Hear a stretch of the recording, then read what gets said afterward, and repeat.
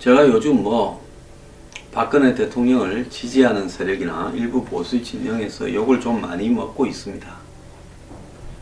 좀 더 솔직히 이야기한다면 아스팔트 보수 진영에서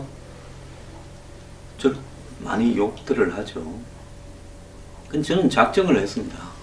당분간 뉴스 브리핑 회원이 좀 떨어져 나가고 조회가 떨어지고 더 나아가서 제가 욕을 먹더라도요 한 길을 꿋꿋이 간다.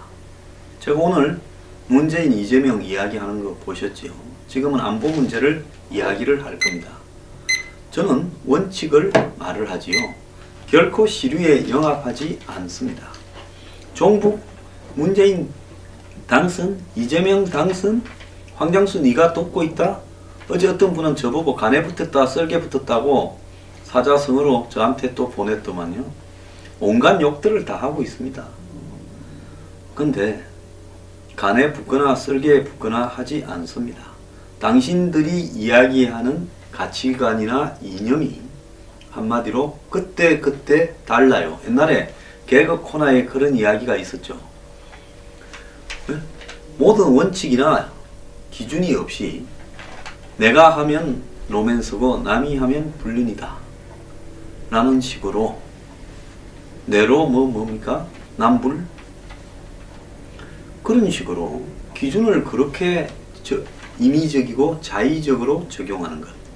자, 태블릿 PC 검찰이 최순실 거 맞다 했습니다. 거기에 대한 논쟁은 검찰하고 버리세요. 나보고 태블릿 PC 말하라고 하지 말기를 바랍니다.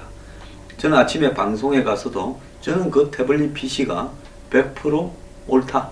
이제 디지털 파일에 대한 증거도 김진태 의원이 간첩 잡기 위해서 인정하자라고 했기 때문에 인정이 되는 시점입니다. 형사소송법이 개정이 되었습니다.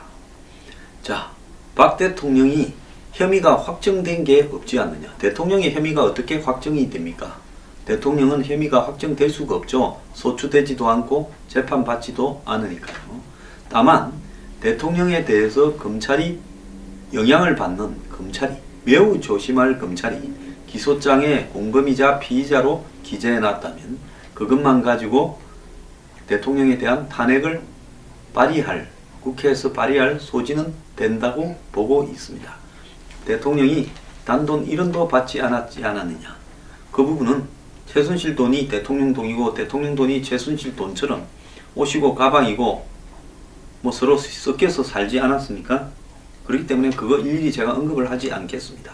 다만 제가 말씀드리려고 하는 것은요. 저는 왔다 갔다 하지 않고요. 또 어디 붙어 먹으려고 하지 않습니다.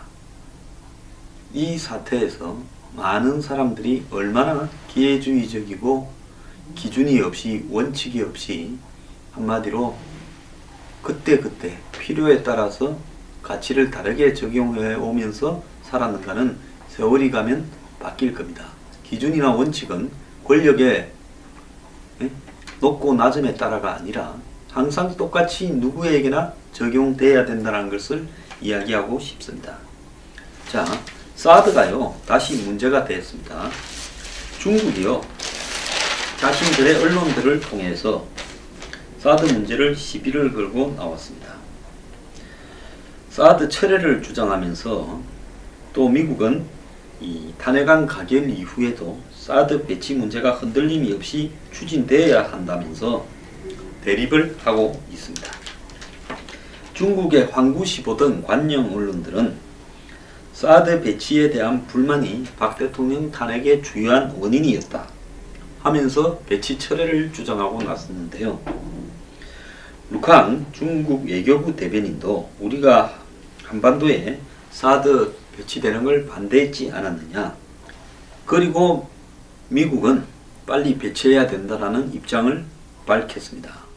자, 중국은요 사드 배치에 대해서 이렇게 언급을 하면서 자기 대통령을 반기문, 문재인, 안철수, 이재명 이 4명으로 조명을 하고 있습니다.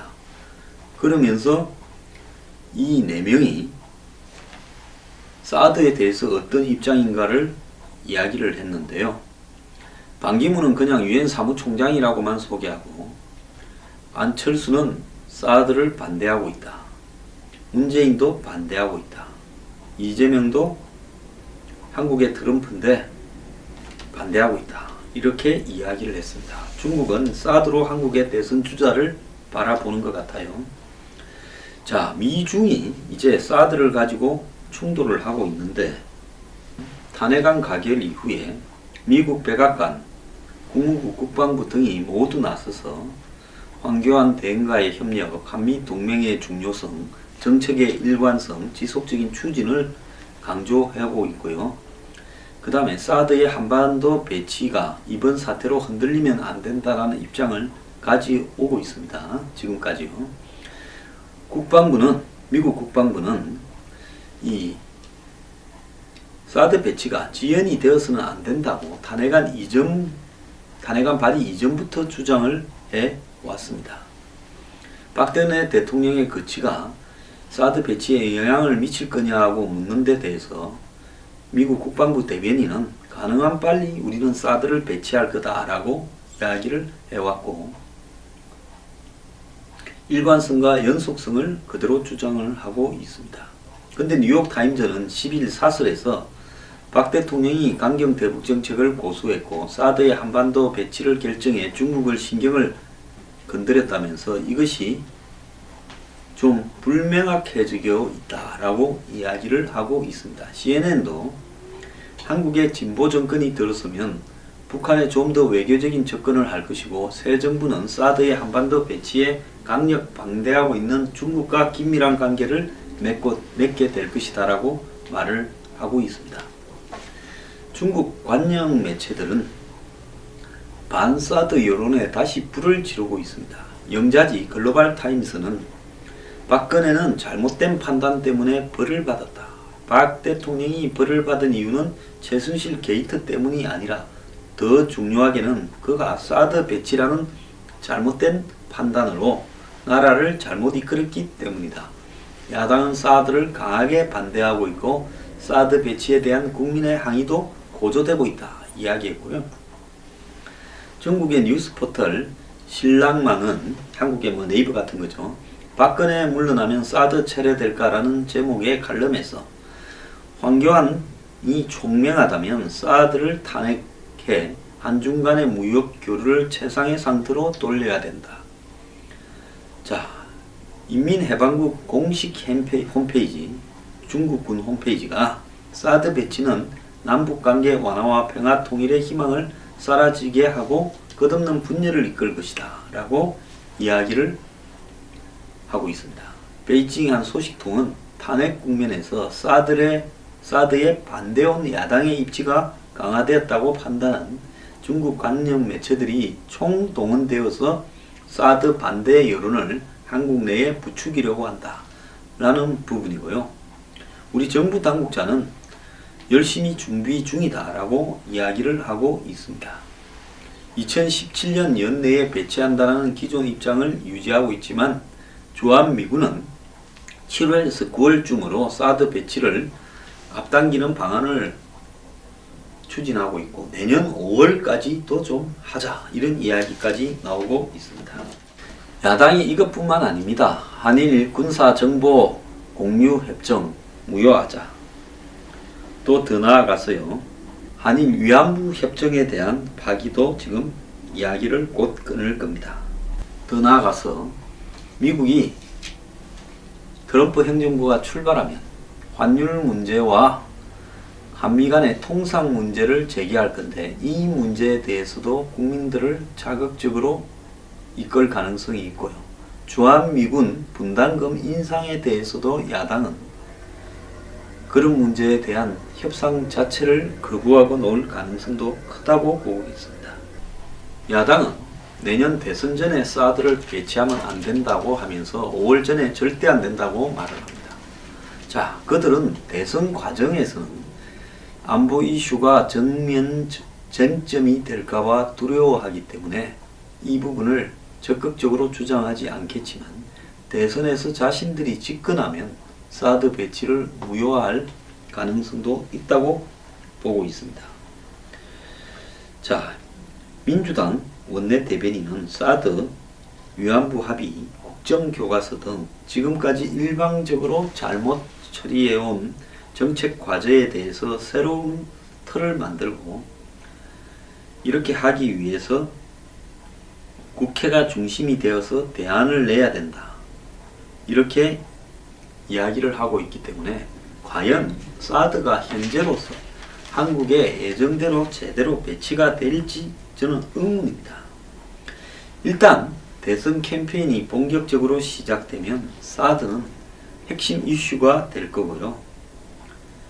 자, 문재인 전 대표는 최순실 게이트 직전인 10월 초에는 정부가 동맹국인 미국과 한 합의를 번복하기는 쉽지 않을 거라고 말을 하면서 철회까지는 요구하지 않았는데 촛불 집회가 본격 진행되던 지난달 11월 26일에는 한일 군사정보보호협정, 그 다음에 사드 배치, 국정교과서 등에서 박근혜 정부는 손을 떼고 다음 정부로 미라라고 이야기를 했고, 추미애 대표는 이미 지난 7월 달에 사드는 군사적 그리고 외교적, 경제적으로 패착이 되고 실수다. 그리고 미국의 신정부에서 다시 협의해야 된다라고 이야기를 하고 있습니다. 자, 야당 내부에도 일부는 우리가 정권을 잡는다고 이걸 없었던 일로 하겠느냐라고 상식적으로 생각을 하는 사람들이 있지만, 지금 사실 촛불 집회의 오리지널 주도 멤버들, 지금 촛불 집회에 나온 많은 분들은 그들의 의사와 상관없이 대통령에 대한 문제만을 지적했다고 봅니다. 다만 이들을 주도한 제야운동권이라는 사람들은 사드 반대 운동에 대해서 목을 그른 사람들이 대부분이다라는 것은 우리가 알아야 되겠지요.